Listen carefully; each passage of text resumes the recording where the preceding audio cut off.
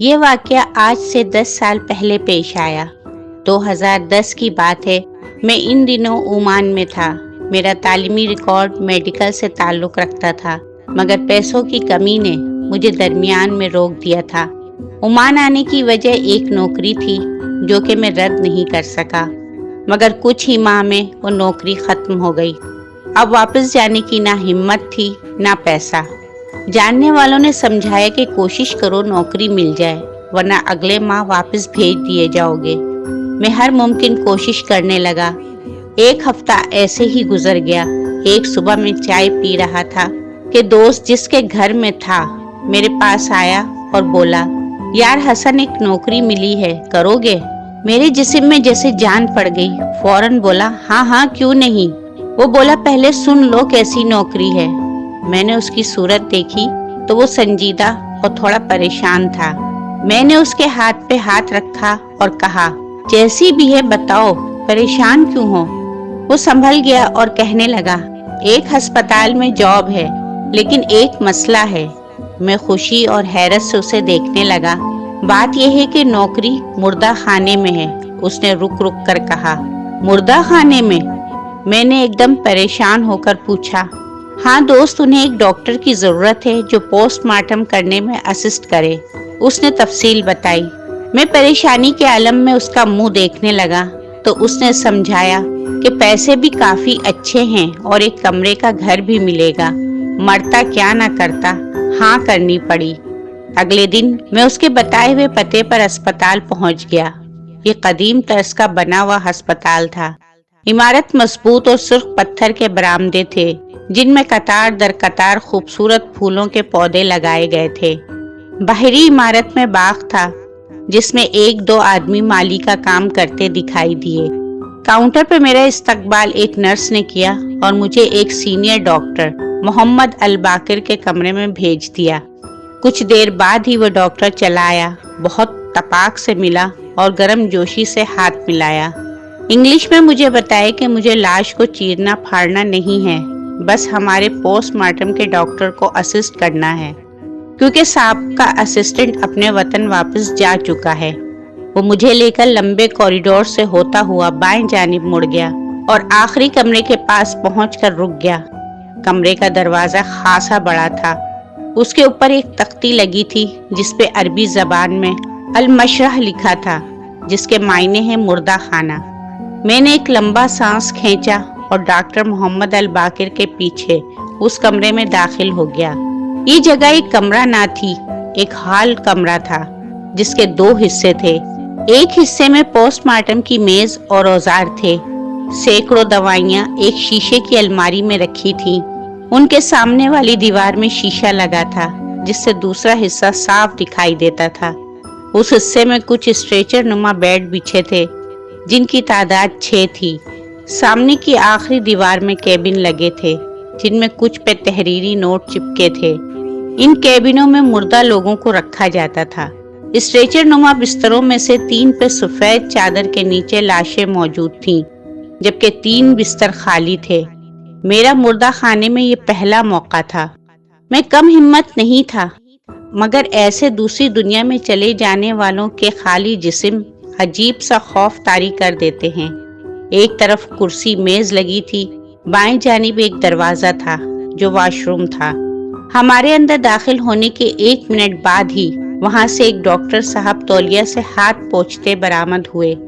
میرا تعارف ہوا تو وہ خوشی سے اردو میں بولے، میں بھی پاکستان سے ہوں، پچھلے 12 سال سے یہاں کام کر رہا ہوں۔ میرا نام طفیل ہے۔ حسن، میں نے مختصر سا تعارف کرایا۔ پھر رسمی کارروائی کے بعد میرا وہاں تقرر ہو گیا۔ اچھی تنخواہ کے ساتھ ایک کمرے کا گھر بھی، جو ایک فلیٹ تھا، مجھے دیا گیا۔ اس کی چابی اگلے ہفتے ملنی تھی۔ بس تب تک مجھے کام سمجھنا تھا اور ثابت کرنا تھا کہ میں اہل ہوں۔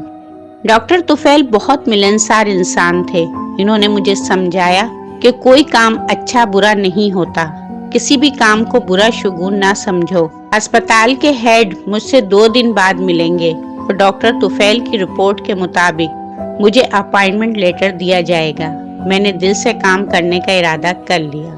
شام تک وہ تینوں لاشیں اپنے اپنے لواحقین کے ذریعے لے جائی جا چکی تھیں اور میری گھبراہٹ بھی کم ہو گئی تھی۔ ڈیوٹی رات 9 بجے ختم ہونا تھی۔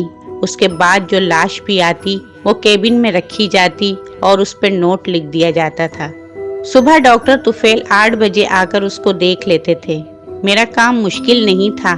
اوزاروں کو جراثیم کش کرنا، لاش کی فوٹو لینا اور لاوارث لاش کو پیک کر کے کیبن میں ڈالنا۔ ہر لاش سے فنگر پرنٹ بھی لیے جاتے تاکہ شناخت میں آسانی ہو۔ اس کے بعد کمپیوٹر پہ اندراج کر دیا جاتا تھا۔ اگلے 2 دن خاموشی سے گزر گئے۔ میری نوکری پکی ہو گئی اور ڈاکٹر طفیل میرے دوست بن گئے۔ ان کی فیملی پاکستان میں ہی تھی۔ چھٹیوں میں وہ گھر جانے والے تھے۔ ان کے پیچھے کام میرے ذمے آنا تھا۔ یہ بات سن کر میں پریشان ہو گیا۔ انہوں نے سمجھایا کہ وہ پچھلے 3 سال سے گھر نہیں گئے اور جانے میں بھی ابھی 4 ماہ باقی ہیں۔ تب تک میں کام سیکھ لوں گا اور یہ ذمہ داری آسانی سے اٹھا لوں گا۔ میں نہ چاہتے ہوئے بھی راضی ہو گیا۔ اس وقت میں نہیں جانتا تھا کہ آنے والے حالات میرے لیے کیا لے کر آئیں گے۔ کام کرتے کرتے 1 ماہ ہونے لگا۔ ایک دن ڈاکٹر طفیل بولے کہ آج ایک لاش کا پوسٹ مارٹم میں کروں تاکہ وہ دیکھ سکے کہ مجھے کتنا کام سمجھ میں آیا ہے۔ میں گڑبڑا گیا۔